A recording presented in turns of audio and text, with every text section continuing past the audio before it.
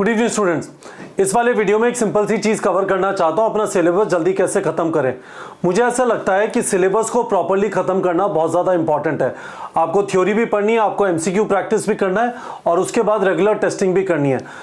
पर हर जने की तैयारी, हर जने की सीक्वेंस डिफरेंट हो सकती है बेस्ड ऑन उन्हें क्या लगता है वो कहाँ पे है, पिछले नीट एग्जाम में उनका स्कोर क्या था, उन्हें क्या लगता है कौन से उनके स्ट्रॉन्ग चैप्टर्स है, कौन से वीक चैप्टर्स हैं।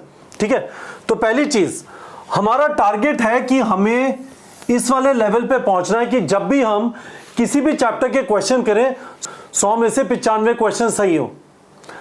100 में से 95 क्यों ना? 95% सही का मतलब क्या है जरा समझिए। आप नीट एग्जाम के अंदर 180 क्वेश्चन अटेम्प्ट करेंगे, 95% सही का मतलब हुआ आपके 171 क्वेश्चन सही हुए, यानी 9 गलत हो गए। इसका मतलब 45 मार्क्स लूज किए।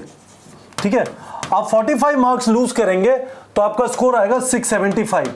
That is a good score to target, है ना। आप यदि इसी वाले नंबर को यदि 90% कर देंगे, यदि आप इसी वाले नंबर को 90% कर देंगे तो कितना हुआ? 18 क्वेश्चन तो 90 नंबर गए, और 90 नंबर जाने का मतलब हुआ इसके अंदर से 630 मार्क्स है ना। 720 माइनस 90 यानी 630 मार्क्स। तो मैं 90 से 95% सही करने का टारगेट करना है। अब देखिए, नॉर्मल जो तैयारी का तरीका वो ये है, आपको कोई थ्योरी पढ़ाता है या पढ़ते हैं, आपने वीडियो लेक्चर से पढ़ा, लाइव पढ़ा, रिकॉर्डेड पढ़ा, या आपको कोई क्लासरूम में पढ़ा रहा है। उसके बाद आप एनसीईआरटी का रीडिंग करते हैं।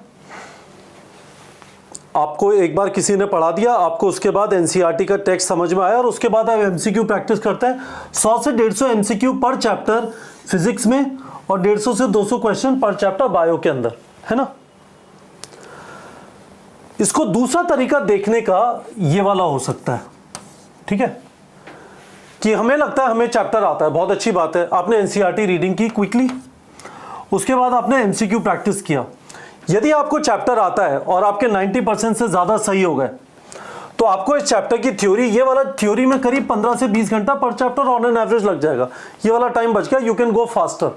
बट यदि आपका लेस देन 70% करेक्ट होता है तो आपको ये चैप्टर पूरा पढ़ने की जरूरत है। तब पता चला कि आपको लगता था आसान है, पर असलियत में चैप्टर आसान नहीं है। समझने की कोशिश करिए मैं क्या बोल रहा हूं। हमने कॉम्प्रोमाइज नहीं किया अपनी समझ को। मैं आपसे ये नहीं बोल रहा कि थ्योरी मत पढ़िए, मैं आपसे बोल रहा हूं कि हो सकता है आपको कोई चैप्टर बहुत अच्छा आता हो। आप कैसे पता करेंगे कि आपको कोई चैप्टर अच्छा आता है या नहीं आता?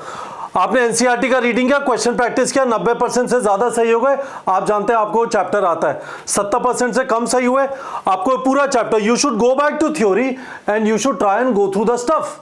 आपको चैप्टर नहीं आता, आप कहेंगे सर 70 से 90% के बीच में क्या हो सकता है कुछ टॉपिक नहीं आते हो, सिर्फ उन वाले टॉपिक की थ्योरी या उनके वीडियो लेक्चर्स वगैरह देख के। अल्टीमेटली गाइस आइडिया क्या है? You want to give as much time as possible to MCQ practice, you want to give as much time as possible to writing mock test rather than going to theory again and again and again and again and again। आपने 11th में पढ़ा, आपने 12th में पढ़ा, यदि आप dropper हैं, आप एक दो बार और पढ़ चुके हैं। You would want to get into MCQ practice as early as possible, पर समझ के साथ जाना जरूरी है। तो इस तरह से आप लोग को समझ में आ जाएगा। क्या आपको ये बात समझ में आई कि यहाँ पे कैसे करना है? मुझे वीडियो के कॉमेंट सेक्शन में बता दीजिए। अब दूसरी चीज आप करेंगे कैसे, ठीक है, बहुत सिंपल तरीका है। आपने चैप्टर्स लिए, लेट्स से आपके 81 चैप्टर्स हैं, है ना।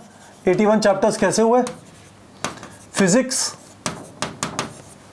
11th में 14 चैप्टर, 12th में 14 चैप्टर, बायो 11th के अंदर 19 चैप्टर, यहाँ पे 13 चैप्टर, और उसके बाद आपने लिया केमिस्ट्री 9 चैप्टर यहाँ पे और 12 चैप्टर यहाँ पे। 12 चैप्टर में हमने P block group 13 and 14 include कर लिया, और हमने P block group 15 to 18 include कर लिया, है ना। बाकी आपके चैप्टर्स एनसीईआरटी में। अब आप क्या करेंगे? इन सब के आगे इजी और डिफिकल्ट लगा दीजिए। लेट्स से आपको 14 चैप्टर्स में से कौन से चैप्टर, लेट्स से आपने कहा 6 चैप्टर आसान लगता है, 8 चैप्टर मुश्किल लगते हैं। यहाँ पे आपने इजी और डिफिकल्ट लगा दिया। 4 चैप्टर आसान लगते हैं, 10 चैप्टर मुश्किल लगता है। इजी, डिफिकल्ट, 19 चैप्टर है। लेट्स से आपको 12 चैप्टर आसान लगते हैं, 7 मुश्किल लगते हैं। Easy, difficult. 13 चैप्टर है, पेट से आपको 9 चैप्टर आसान लगता है, 4 मुश्किल लगता है। इजी, डिफिकल्ट, आपने कहा 5 चैप्टर आसान लगता है, 4 मुश्किल लगता है। इजी, डिफिकल्ट, लेट्स से आपने कहा 5 चैप्टर आसान लगता है, 7 मुश्किल लगता है।